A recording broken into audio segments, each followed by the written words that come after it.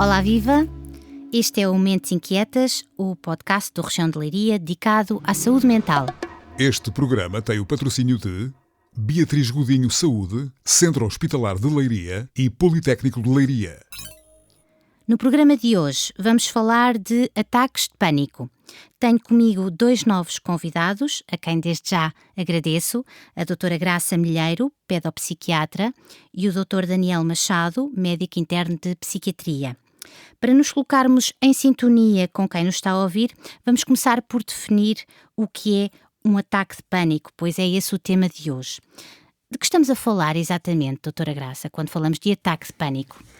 Ora, um ataque de pânico é um episódio abrupto, de início repentino, de medo intenso e de ansiedade elevada, que surge às vezes até sem um acontecimento prévio ou qualquer precipitante, e que é sempre acompanhado também por sintomas somáticos, físicos ou sintomas cognitivos, né? Dentro dos sintomas físicos é sempre acompanhado por taquicárdias, por tremores, sudorese, às vezes formigueiro nas mãos, e de sintomas mais cognitivos. Muitas vezes a pessoa que está a ter o ataque de pânico tem muitos pensamentos do género: eu vou perder o controle, a sensação de morte iminente, a sensação de que vai enlouquecer. Isso é que normalmente são tem um início abrupto e depois também acabam por desaparecer em curto espaço de tempo. E portanto a pessoa sente mesmo, doutor Daniel, sente mesmo que não é capaz de agir ou de fazer aquilo que era suposto fazer. É essa a sensação? Sim. A sensação prevalente, ou que as pessoas mencionam mais quando têm um ataque de pânico, é de facto a sensação ou o medo de perderem o controlo. Mas perdem-no mesmo? De certa forma, não, porque o que acontece é as sensações físicas associadas ao ataque de pânico são de tal ordem intensas, e como disse a doutora Graça, a cognição, portanto, o que a pessoa pensa e sente no momento está de tal forma sobrecarregado com as emoções inerentes ao ataque que criam a sensação de falta de controlo. Ou de que vai perder o controle a qualquer momento. Mas na verdade isso não acontece. As pessoas permanecem dentro dos limites do razoável e algumas até conseguem agir e, por exemplo, adotar comportamentos na tentativa de se acalmarem. Por isso, ataques de pânico são de facto uma manifestação muito intensa e muito súbita de ansiedade, com sintomas muito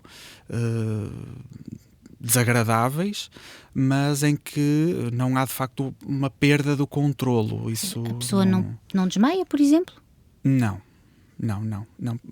Precisamente pela natureza dos sintomas físicos, em que há uma ativação muito grande do sistema nervoso, da atenção, dos batimentos cardíacos, portanto, tudo isso diminuem bastante a probabilidade de se desmaiar durante um ataque de pânico.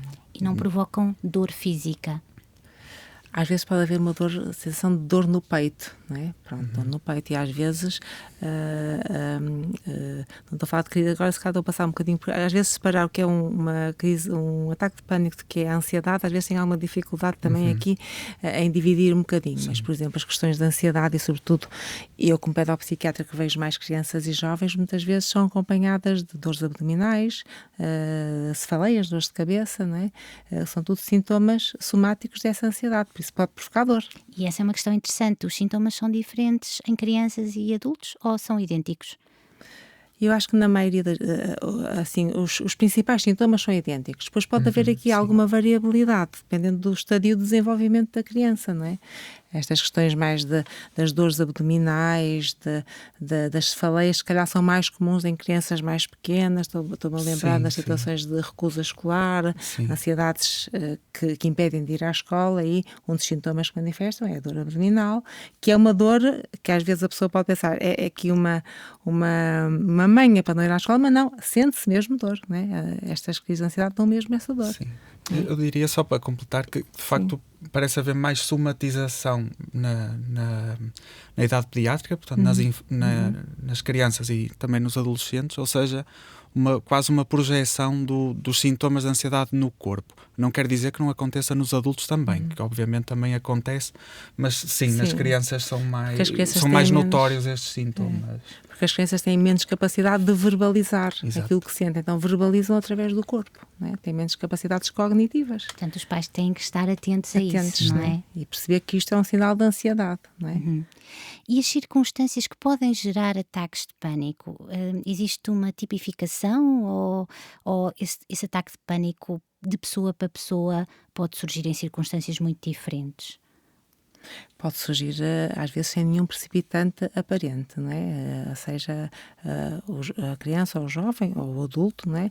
Pode ter esse ataque de pânico e não encontrarmos nenhum precipitante aparente, não é? Depois, claro, ao longo quando fazemos a história clínica mais detalhada da situação, temos que explorar, não é? O que é que está aqui a incomodar, porque no fundo aquilo é um sintoma, o ataque de pânico no fundo é um sintoma, é a ponta do iceberg, não é? De qualquer coisa que não está bem, não é? Depois, obviamente, que vamos ter que explorar, não é? Depois é a história clínica detalhada que vamos tentar perceber se houve ali algum precipitante, ou se há, estou-me a lembrar, por exemplo, no meu caso, na infância e na adolescência, muitas vezes estão associados a situações de bullying na escola, não é? E isso é o precipitante, não é? Há uma ansiedade muito elevada, e às vezes mesmo com ataque de pânico, quando tem a iminência de ter que ir à escola, não é? E com a sensação de que eu vou evitar, e daí surgirem as recusas escolares, não é? Pronto, depois pode haver variedíssimas situações. E no caso dos adultos? No caso dos adultos, acaba por acontecer algo semelhante. Ou seja, os ataques de pânico podem surgir num contexto de, por exemplo, de grande stress ou de grande ativação emocional, em que há muita ansiedade e a pessoa sente-se ansiosa e depois acaba por ter um ataque de pânico, mas também podem surgir em contextos perfeitamente tranquilos. Por exemplo, a pessoa está em casa a ver televisão tranquilamente, no sofá, não há nada repentino que aconteça e subitamente tem um ataque de pânico. E porquê que isso acontece? Muitas vezes, a maior parte dos ataques de pânico, aliás, eles são extremamente comuns, muitas vezes não têm nenhuma causa, simplesmente acontecem. Noutros casos, em que eles são mais frequentes ou extremamente incómodos, porque de facto são, como estava a explicar a doutora Graça, depois é preciso explorar o que é que não está tão bem na vida da pessoa. É como se houvesse uma ansiedade de base que pode estar, de facto, a aumentar os níveis de ansiedade que depois se manifesta num ataque de pânico, e muitas vezes as pessoas não têm bem noção do que é que está a acontecer com elas. E depois, claro, investigando a história clínica, falando com a pessoa, depois consegue-se muitas vezes chegar a uma possível causa. Mas são fáceis de identificar depois essas causas? Isso depende muito dos casos, depende de caso para caso, sim. O que é que torna um caso mais difícil de identificar a causa? É a capacidade de verbalização da própria pessoa? O que é que pode ser? Sim, esse poderá ser, por exemplo, uma das dificuldades que muitas vezes as pessoas encontram, é identificarem exatamente o que é que estão a sentir, ou até perceberem que alguma coisa não está bem na vida delas, mas que elas nem se percebem disso. E quando isso é assim, quando há essa dificuldade em reconhecer o que se passa com o próprio, nós temos um trabalho um bocadinho mais exigente, porque é preciso também depois a pessoa tomar consciência disso. Quando as pessoas têm noção de que, e aliás, nesses contextos, a ansiedade e os ataques de pânico até muitas vezes tornam-se mais assustadores, porque a pessoa não percebe onde é que aquilo vem.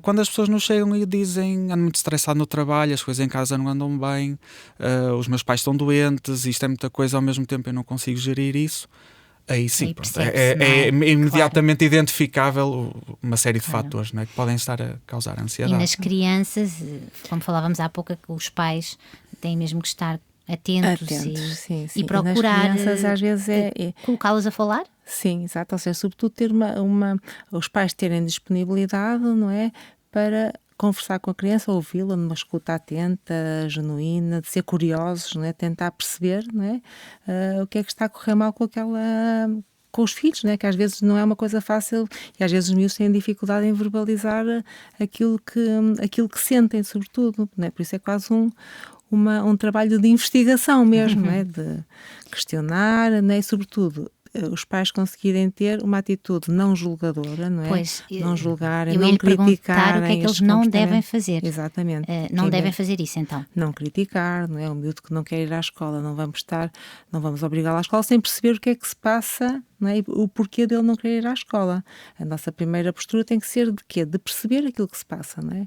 E só depois nós conseguimos perceber, ou seja, que aquela história fazer sentido para nós percebemos que aquele miúdo não está a querer, por exemplo, da recusa escolar, não está a querer ir à escola, porque já descobrimos qual é o motivo, faz sentido para nós, ok, então temos que intervir nesse sentido, não é? Por isso uma atitude não julgadora e não crítica em relação...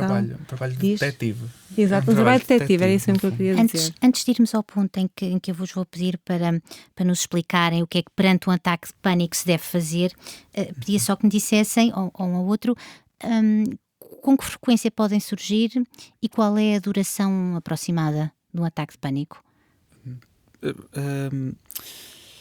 A frequência depende muito. A maior parte das pessoas, na verdade 80% dos casos, penso eu, têm um ataque de pânico pelo menos uma vez na vida. Ou seja, não é 80% das pessoas que têm ataques de pânico. É 80% dos ataques de pânico surgem uma vez e nunca mais voltam. Portanto, a frequência é muito baixa. No entanto, em casos com ansiedades mais elevadas ou em que já há uma perturbação de pânico, podem ser bastante frequentes. Podem acontecer, por exemplo, uma vez por semana, também podem acontecer várias vezes por dia. E já estamos a falar de casos graves, com mais disfunção e um impacto grande na vida do dia-a-dia da pessoa. A duração também é variável. Em média, eles duram mais ou menos 15 a 20 minutos, mas depois também depende muito de fatores individuais. Os sintomas podem se fazer sentir durante 1 hora ou podem ir atenuando lentamente ao longo de várias horas. Depende muito de caso para caso. Doutora Graça, durante este período, o que é que se deve fazer? Os pais. Durante o período em que se está a ter um ataque de pânico, estes tais 15 a 20 minutos, o que é que se deve fazer? É importante, por exemplo, o controle. Há várias técnicas que podem ser usadas que podem minimizar, não é? Esta angústia, porque os ataques de pânico são muito angustiantes e muito assustadores mesmo para as pessoas. Acho que aquilo que nós utilizamos mais é a questão da respiração, não é? Porque durante um ataque de pânico a respiração tende a ser uma respiração mais superficial, o que vai agravar. Então tentemos que a respiração seja mais profunda e mais calma, não é? Isso pode ajudar. Depois existem outras formas de relaxamento. Agora, hoje em dia, fala-se muito e da minha experiência tem resultado bastante, que é algumas técnicas de mindfulness, não é? Da pessoa estar ancorada a qualquer coisa, ou seja, por exemplo, focar-se num objeto e ver os pormenores daquele objeto, estar a vê-lo como se estivesse a vê-lo pela primeira vez, ou seja, ou estar focado noutro estímulo, não é? Pode, no fundo, distrair a nossa mente daquela ameaça, não é? Porque, no fundo, um ataque de pânico surge perante uma ameaça que pode ser real ou pode ser uma ameaça até imaginária, não é? E há forma de prevenir? Ou, de facto, eles surgem do nada e é conseguir lidar com eles da melhor forma possível quando isso acontece? Prevenir um ataque de pânico em si é muito difícil, porque eles são espontâneos e como vimos há pouco, muitas vezes acontecem sem uma razão aparente no momento. Mas há muita coisa que se pode fazer para ou diminuir ou controlar a ansiedade, que é o que está muitas vezes por trás dos problemas de pânico. Por exemplo? Por exemplo, exercícios de mindfulness, por exemplo, relaxamento, uma boa alimentação, dormir as horas suficientes, fazer pausas ao longo do dia para podermos relaxar, dedicarmos a hobbies ou a passatempos que nos deem prazer e que nos permitam desligar um bocadinho das nossas preocupações. Portanto, no fundo, são hábitos de vida que podemos ir cultivando para manter a ansiedade, que é uma reação natural a uma potencial ameaça, ou seja real ou imaginária, como disse a doutora Graça, mas no fundo manter essa ansiedade a um nível controlável e fácil, ou mais fácil de gerir. Agora, prevenir um ataque de pânico, impedir que eles aconteçam, é muito difícil. Uma coisa aqui que também pode ajudar é a pessoa, ou seja, a educação para isto, a psicoeducação para a ansiedade, não é? Ou seja, a criança, o jovem ou o adulto, reconhecer os sinais, não é? Porque ao reconhecer os sinais vai identificá-los em si, ou seja, aquela situação que é tão assustadora começa a ser compreensível para ele já percebe, eu estou a ter, não é? Já dá um nome à coisa, não é? E o facto de ele reconhecer, acho que pode ajudar a que seja menos angustiante, sim, não é? Sim. Traga menos disfunção para o funcionamento global. Exatamente. Isto de reconhecer e nomear o problema, associado, por exemplo, depois a exercícios de respiração, trazem no momento algo que a pessoa tem a sensação de que perdeu, que é a sensação de controlo. Consegue controlar a respiração, consegue controlar o que lhe está a acontecer e consegue perceber o que está a acontecer. E se percebe, então está sob controlo. E isso ajuda a diminuir os níveis de ansiedade e a ultrapassar os momentos de pânico de uma forma menos angustiante. Admito que no caso das crianças isso seja mais difícil, não é? Mas mais difícil é de dar nome ao problema e tentar. Claro que tem que haver também aqui, assim, também os próprios pais têm um papel muito importante quando é com crianças, não é? Que é aqui, acho que o papel dos pais é muito tranquilizar a criança, não é? Levá-la para um local calmo, não é? Ajudá-la a respirar, fazê-la sentir-se protegida, não é? Porque o facto de ela estar a ter a sensação que é comum nestas situações da perda de controle, não é?